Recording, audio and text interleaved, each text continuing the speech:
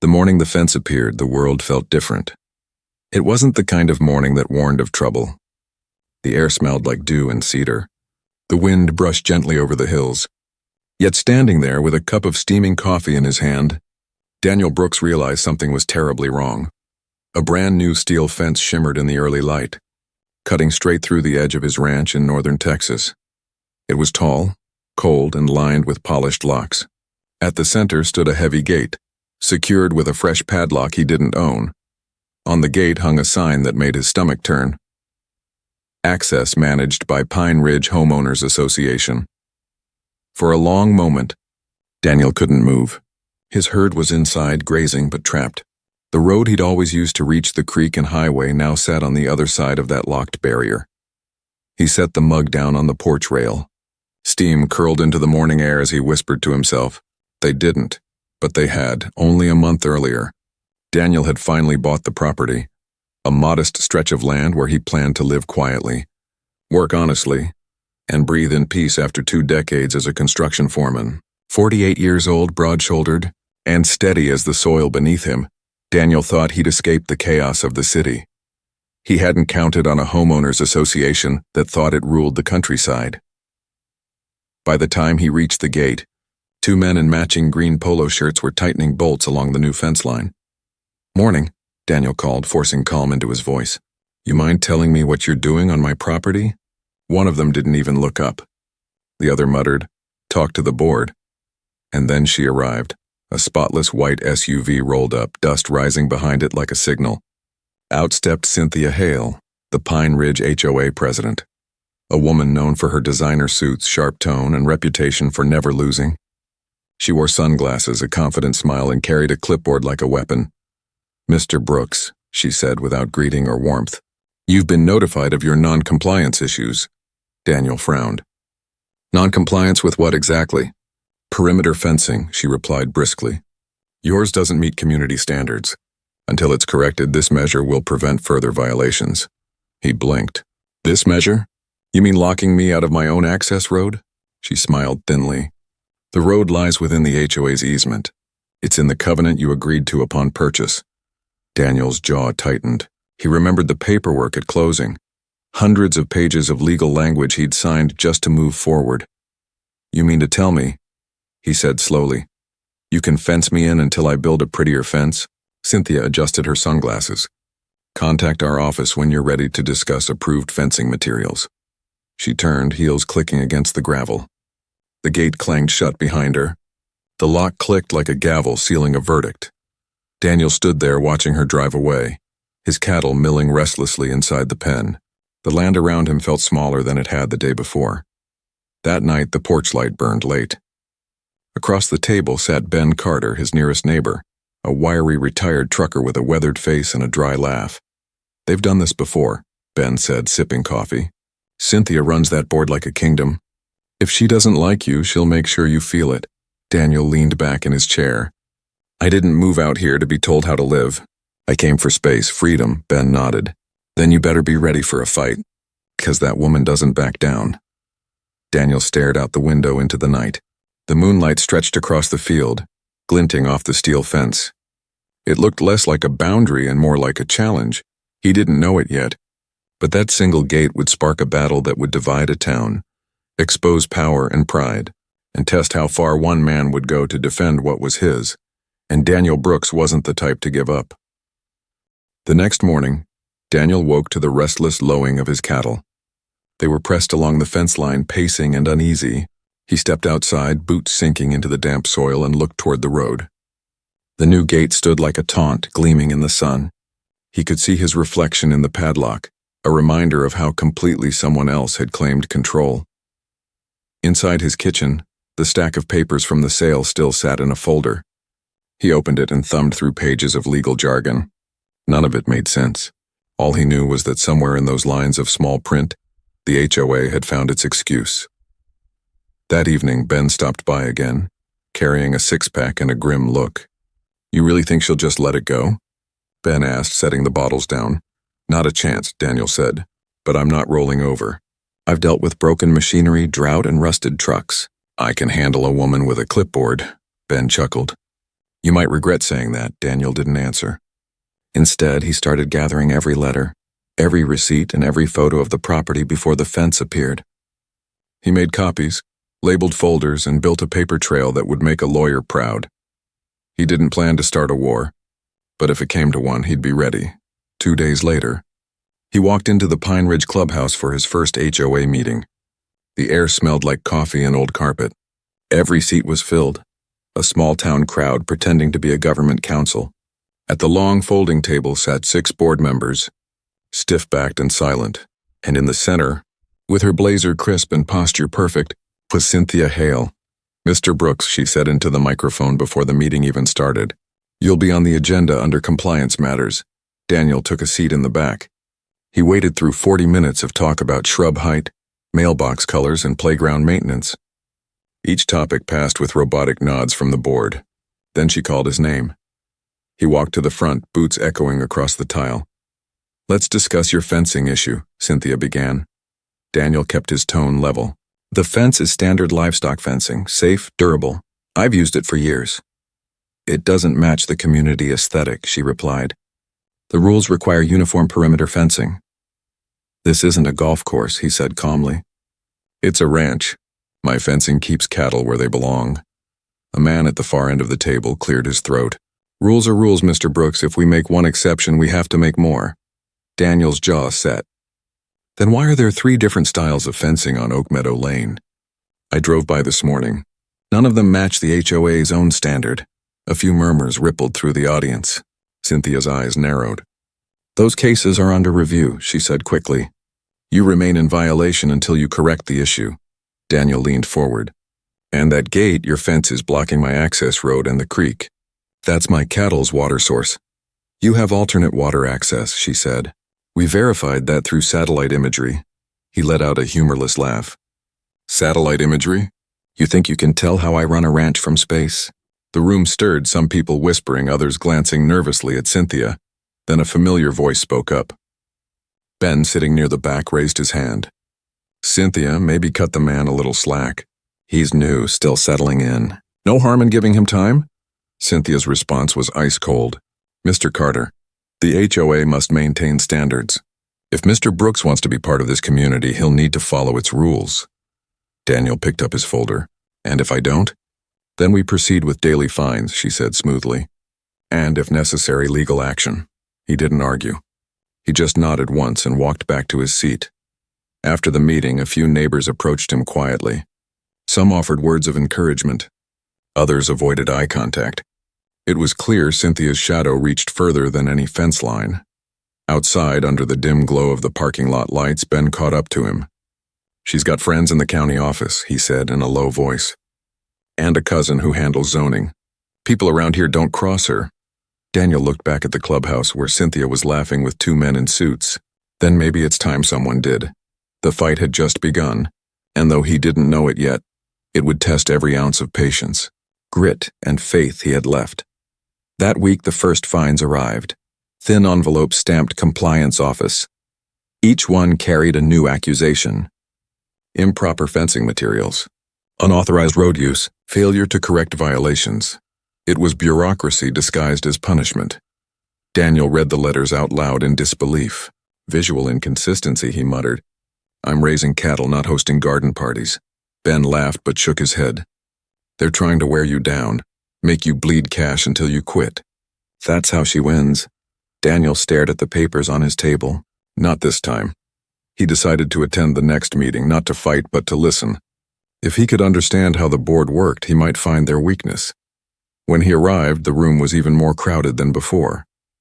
A woman named Carol Reed stood at the front, complaining that the HOA had forced her to remove a tree from her yard. Cynthia listened with that same serene expression, offering calm, cutting replies. Then Daniel saw something in Carol's eyes, fear mixed with resignation. When the meeting ended, Carol approached him in the parking lot. "You're the man with the fence, right?" she asked quietly. He nodded. "Be careful," she said. "She doesn't lose. If she can't control you with rules, she'll find another way." Daniel studied her face. "Why do people let her?" "Because fighting her costs more than most folks can afford," Carol replied. "And she knows it." That night, Daniel sat in silence for a long time. He realized this wasn't just about a fence anymore. It was about control and how far someone would go to keep it. The next morning, he picked up the phone and called the HOA office. "I'm requesting mediation," he said, face to face. "Very well," the woman replied. "We'll arrange a session." He hung up, his mind already turning over a plan. The war for the gate was about to move from the field to the table, and Daniel Brooks was ready to play their game, only smarter. The mediation day came on a cold morning that felt heavier than it should have. Daniel arrived early, boots dusty, folder tucked under his arm, a quiet determination in his stride. Inside the conference room, the long table gleamed under fluorescent lights. Cynthia was already there, her expression as smooth as polished glass, her stack of files arranged in perfect order. The mediator, a soft-spoken man in a tan jacket, began with a polite smile. "Let's try to find a resolution that works for both sides." Cynthia leaned back slightly, her voice even. "The HOA is willing to waive a portion of Mr. Brooks's fines if he agrees to rebuild his fence within 60 days to meet the approved community standard." Daniel set his folder down and looked her in the eye. "That's not a compromise. That's your original demand with a ribbon on it." Cynthia crossed her arms. "We're being generous. Most homeowners don't receive this level of consideration." He leaned forward, his tone firm. "Most homeowners aren't locked away from their water source either. You've blocked access to my road, and that's not just an inconvenience, it's a threat to my animals." Her smile barely shifted. "You have other sources. We've verified it." "Verified it?" Daniel said, his voice rising. "You're making decisions from behind a desk while I'm hauling water by hand." The mediator cleared his throat. "Let's focus on productive solutions." "The productive solution," Daniel cut in, "is for her to remove that lock." "You can't control what you don't own." Cynthia's eyes glinted. "We'll be in touch," she said coldly, gathering her papers. She left without another word. The door closed, and the silence left behind was louder than anything that had been said. That night, Daniel sat on his porch long after the sun fell behind the hills. The faint rustle of the grass carried across the field, and in the distance he could hear the cattle. Their calls sounded restless. The line between peace and defiance had been drawn, and neither side was willing to step back. The days that followed blurred together, long hours of ranch work, letters arriving almost daily, and the creeping sense that his quiet life was becoming a chessboard. Then one morning the real breaking point came.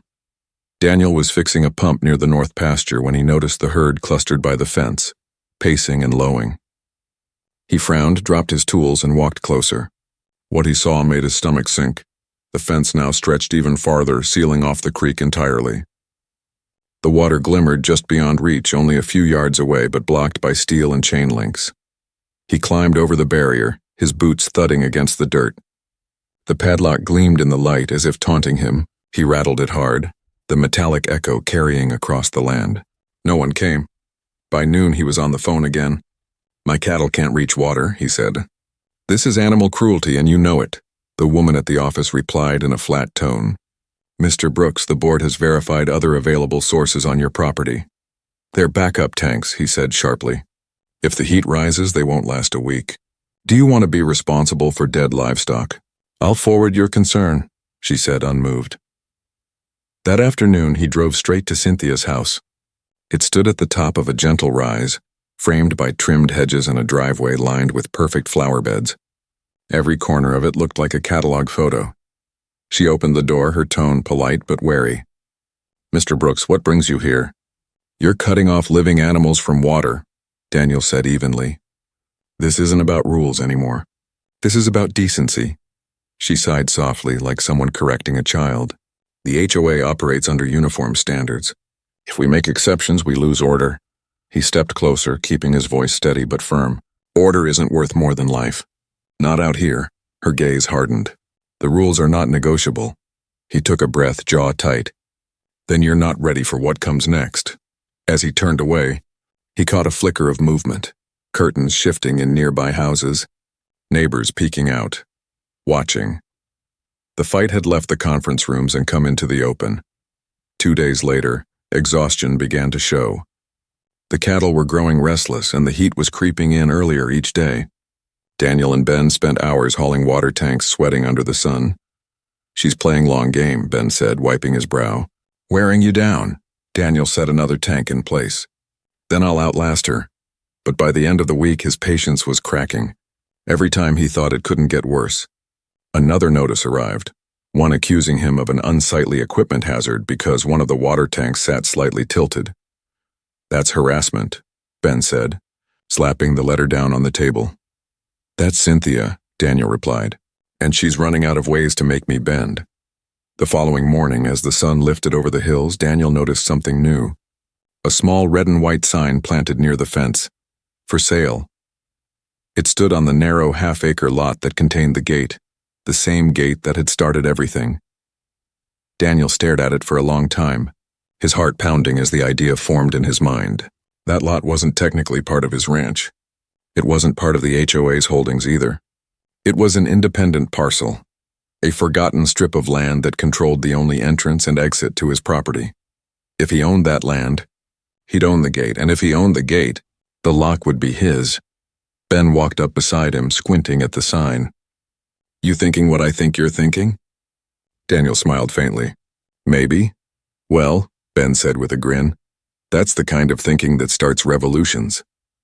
Daniel didn't answer, but the fire in his eyes said enough. He didn't rush into town right away. He spent that night at his kitchen table, studying maps and paperwork, making calls to a friend who owed him a favor. The next morning, he drove into the nearest city, parked beside a small legal office, and stepped inside. The lawyer, an older man named Tom Jensen, greeted him with a firm handshake. "Heard a little about your situation. What can I do for you?" Daniel laid out the papers. "I want to know if I can buy that strip of land with the gate, and if I do, whether the HOA has any say over it." Tom adjusted his glasses and began to read. After a few minutes, he looked up. "Legally, that parcel stands separate. If you buy it, it's yours. They can't touch it." A slow smile spread across Daniel's face. "Then I'll need your help to make sure no one knows it's me buying it." Tom nodded. "Smart move. If they find out, they'll try to block it. We'll set up a proxy buyer." That night, Daniel called an old college friend named Eli Ward, who ran a property firm 2 counties over. "I need you to handle a small purchase under your company name," Daniel said. Eli didn't hesitate. "For you? Done." And with that, the quiet war turned into a chess match. The board didn't know it yet, but the game was about to change. For the next few days, Daniel kept his routine steady and predictable. He fed his cattle, hauled water, waved to neighbors, and pretended nothing had changed. But at night, he worked in silence, checking emails, reviewing documents, and waiting for Eli's updates. The plan had to stay invisible. One whisper, one rumor, and Cynthia would catch wind of it. She had ears everywhere. The HOA board, the county clerk's office, even the feed store. Daniel knew he had to move like a shadow. Eli called one afternoon. "The sellers opened offers," he said. "Looks like they just want to get rid of the land. If we act fast, we can close before the board notices." "Then let's do it," Daniel said. "Whatever it takes." When he hung up, he allowed himself the first real smile in weeks. For the first time since that fence went up, he felt like the balance of power was shifting. But even as he played it cool, Cynthia seemed to sense something brewing. She started appearing near the property line more often, walking the fence with 2 board members in tow. They'd stop near the gate, clipboards in hand, whispering while glancing in Daniel's direction. One afternoon, she called out across the fence. "Mr. Brooks," she said in that precise, clipped tone. "We've scheduled another compliance inspection for next week." Daniel didn't look up from the post he was repairing. "You can schedule all you want, the fence isn't changing." "You're only making things harder for yourself," she replied. He straightened and met her eyes. "And you're underestimating me." Their stare locked for a moment, unblinking. Then she turned and walked back to her spotless SUV. 2 days later, Eli called again. "The offer's been accepted. No counter, no questions. You're officially in escrow." Daniel exhaled slowly. "Keep it quiet until the paperwork's signed." Eli chuckled. "You really think that woman won't find out?" "She can't fight what she doesn't see coming," Daniel said. Over the next 2 weeks, he lived a double life, rancher by day, strategist by night. He didn't tell a soul, not even Ben, until everything was certain. When the closing date finally landed, he couldn't shake the feeling that something might still go wrong. That morning, he drove into town in his old pickup, parking behind the title office. Eli was already inside, sipping coffee and grinning. "You ready to turn the tables?" he asked. "Let's finish it," Daniel said. The process took less than an hour. The documents were signed under Eli's company's name. The seller, an elderly man who'd inherited the land years ago, didn't ask questions. When it was done, the agent slid a small silver key across the table. It looked ordinary. Worn edges, heavy feel. But Daniel knew what it meant. He picked it up, turning it in his hand. "That's it?" "That's it," Eli said. "Congratulations. You just bought yourself a gate and a fight." Back at the ranch, Daniel parked by the road and walked the last stretch on foot. The sun was low, casting long shadows across the land. The fence loomed ahead, and there it was, the gate that had caused months of anger, frustration, and sleepless nights. He slid the key into the padlock. It turned with a smooth, solid click. The sound was sharp, final, satisfying. He pushed the gate open and stepped aside as the cattle began to wander through, moving freely toward the creek for the first time in weeks. The air felt lighter. The land looked wider. For a moment, he stood there quietly, watching the herd drink, feeling the kind of peace he hadn't known in months. But the peace didn't last. 2 days later, a familiar white SUV pulled up. Cynthia stepped out, clipboard under her arm, her sunglasses hiding her eyes. 2 board members followed behind her, both looking uncomfortable. "Mr. Brooks," she said, her tone cool as ever. "You appear to have accessed HOA property without authorization."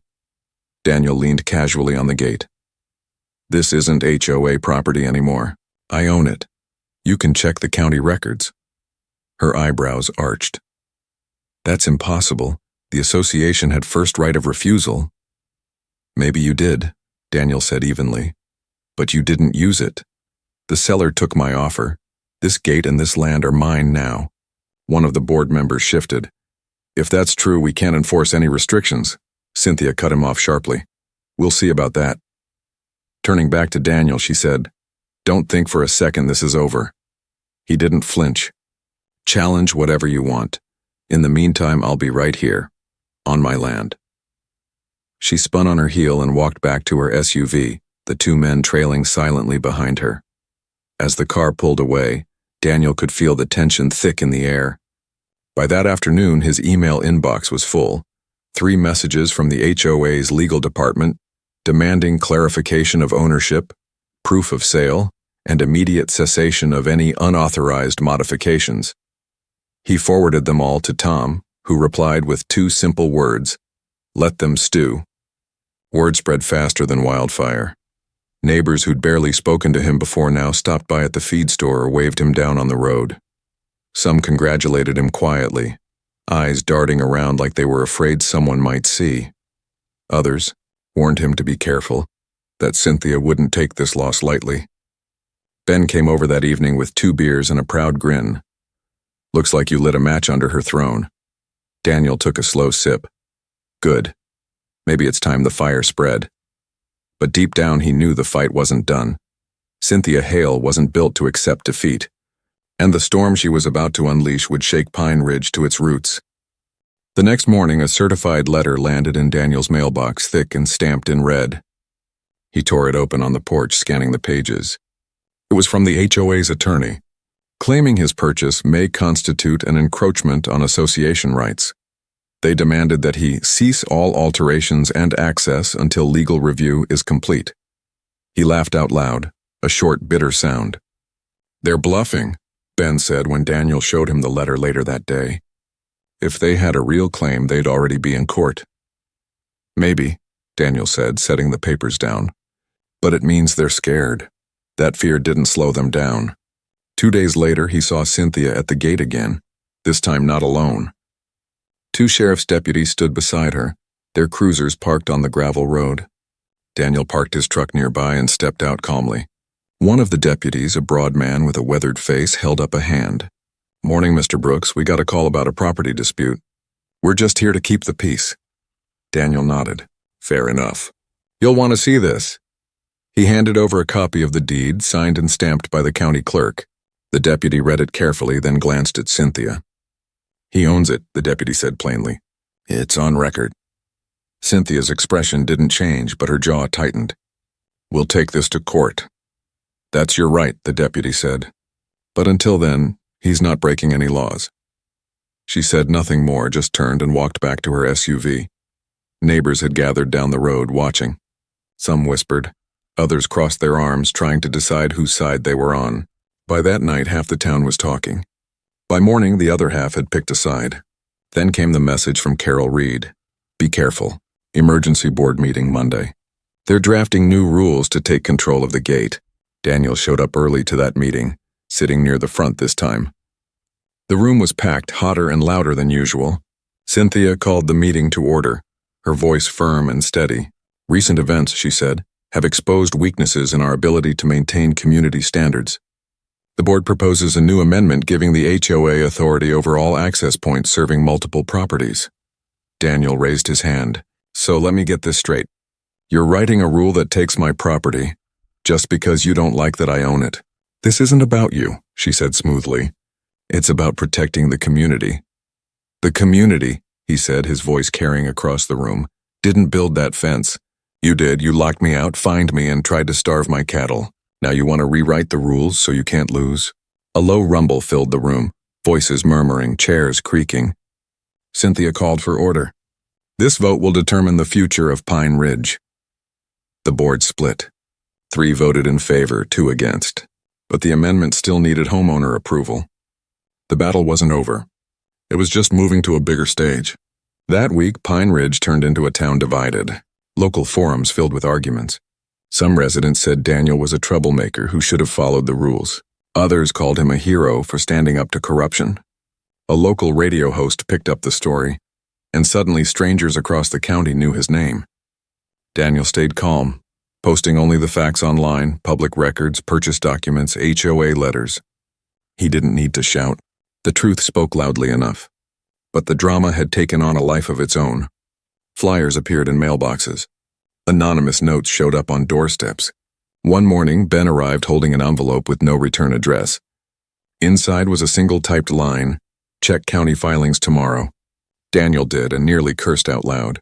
Cynthia had filed to purchase a narrow strip of land parallel to his, a piece that could serve as an alternate access route. If she succeeded, his victory would mean little. He drove straight to Tom Jensen's office. "She's trying to box me in again," he said, dropping the document on the desk. Tom skimmed it and nodded slowly. "It's a smart move, but not easy. That land's county-owned. She'll need approval from 3 departments before she can buy it. We'll file objections, slow it down, make it messy." "Do it," Daniel said. "I'm not giving her another inch." Within days, the county office was flooded with calls, petitions, and requests for review. The fight had spilled beyond Pine Ridge's borders into public record and local headlines. One small-town newspaper ran the headline, "Rancher Battles HOA Over Locked Gate." Daniel's phone started ringing nonstop. Neighbors he barely knew thanked him. A few old-timers at the feed store shook his hand. One man said, "About time someone stood up to that woman." Of course, not everyone was cheering. At the grocery store, a woman wearing a Pine Ridge volunteer badge muttered as she passed, "You've made this harder for all of us." Daniel didn't bother replying. That weekend was the annual community barbecue at the park. Normally it was a peaceful event. Kids playing, smoke rising from grills, laughter under the trees. This year it felt like a standoff. People gathered in clusters, some wearing homemade pins that read "Brooks is right." Others avoided his gaze entirely. He tried to stay out of the spotlight, but Cynthia found him anyway. She approached with her usual calm, flanked by 2 board members. "Enjoying the day?" she asked sweetly. "As much as I can," he replied. "Though I'd enjoy it more if I didn't have to fight for my own land." Her smile never reached her eyes. "You've made your point, but the board will continue enforcing standards. I'd hate to see this publicity hurt your reputation." Daniel met her gaze, steady and unflinching. You've been using fear to control people for years. That ends now. Around them, conversations slowed. People turned to watch. Cynthia's posture stiffened, but her voice stayed smooth. We can still resolve this quietly. You had that chance months ago, he said. You chose the lock instead. She turned and walked away, her heels clicking sharply against the path. Later that night, Carol called him. You rattled her, she said. She's losing control and people see it. Daniel leaned back in his chair, staring out into the darkness. Good, he said softly. Maybe that's what it takes. 2 days later, Tom called. She's filed a lawsuit, he said grimly. Claims your purchase was irregular. Wants the sale nullified. Daniel didn't hesitate. Then we'll fight it. Over the next month, the courtroom became their new battleground. Each hearing drew curious locals, neighbors, even reporters. Cynthia arrived every time, dressed to perfection, her expression unreadable. Daniel showed up in jeans and a clean shirt, calm and steady. During one recess, Carol approached him in the hallway. You've already won something bigger than land, she said quietly. People aren't afraid of her anymore.